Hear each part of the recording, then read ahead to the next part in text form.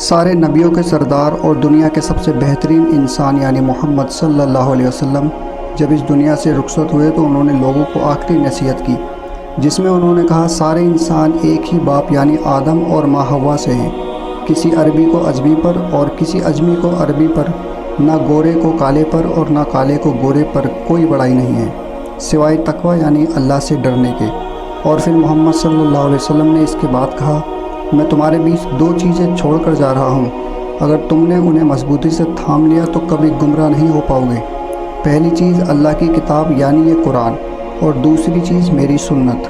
دوستو، پیغمبر محمد کا یہ خطبہ پورے دین اسلام کا نچوڑ تھا۔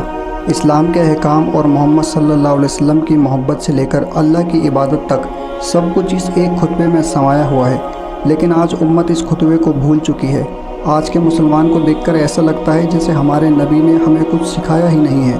آج مسلمان نماز نہیں پڑھتے، جھوٹ بولتے ہیں، ظلم کرتے ہیں، اپنے بھائی بہن اور بیٹیوں کا حق کھاتے ہیں، لیکن جیسے ہی نبی کی محبت کی بات آتی ہے تو عید میلاد النبی کے نام پر ایسی خرافاتیں کرتے ہیں جس سے اللہ کی پناہ۔ نبی سے محبت کے نام پر 12 ربیع الاول کو مکہ مدینہ کے مجسمے بنا کر جلوس نکالنا، ڈی جے کے سامنے ناچنا، جھنڈیاں اور جھنڈے ہوا میں لہرا کر روڈ جام کرنا، بتائیے کیا یہ نبی سے محبت کا طریقہ ہے؟ ایسی حرکتیں کر کے یہ لوگ اللہ اور اس کے رسول کو دھوکہ نہیں دے رہے بلکہ اپنے آپ کو نقصان میں ڈال رہے ہیں۔ اور سوچنے والی بات تو یہ ہے کہ جو کام آج نبی کے نام پر ہو رہے ہیں ایسا تو کسی صحیح حدیث سے ثابت بھی نہیں ہے، بلکہ محمد صلی اللہ علیہ وسلم تو اپنی پیدائش کی خوشی ہر سوموار کو روزہ رکھ کر منایا کرتے اور کہتے کہ اس دن یعنی سوموار کو میری پیدائش ہوئی اور اسی دن مجھ پر وحی نازل ہوئی۔ مطلب نبی صلی اللہ علیہ وسلم نے اپنی پیدائش کے دن روزہ رکھ کر خوشی منائی اور اللہ کا شکر ادا کیا، نہ کہ جھلوس نکال کر جھنڈے لہرا کر اللہ کو ناراض کیا۔ اب آپ بتائیے کیا ہم نبی کی پیدائش کی خوشی اس طرح سے نہیں منا سکتے؟ مطلب ہر سوموار کا روزہ رکھیں، زیادہ سے زیادہ عبادت کریں، سیرت النبی لوگوں کو بتائیں، اپنے نبی کا خوب چرچا کریں۔ یقیناً ہمیں بھی اسی طرح میلاد منانا چاہیے، کیونکہ میلاد منانے کا صحیح طریقہ یہی ہے۔ لیکن آج ہم ایسا نہیں کرتے، اس لیے کیونکہ ہم نے قرآن اور حدیثوں سے زیادہ اہمیت اپنے باباؤں اور فرقوں کو دی ہے۔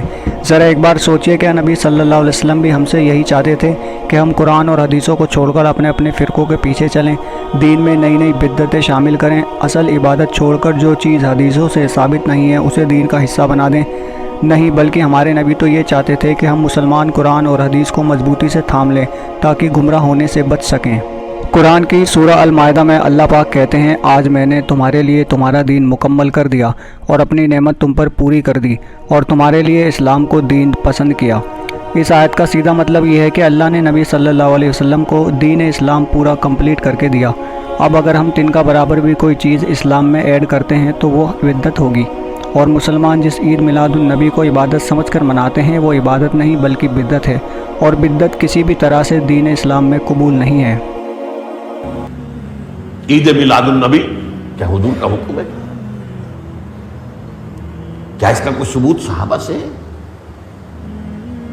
کیا ہم صحابہ کے مقابلے میں حضور سے زیادہ محبت کرتے ہیں؟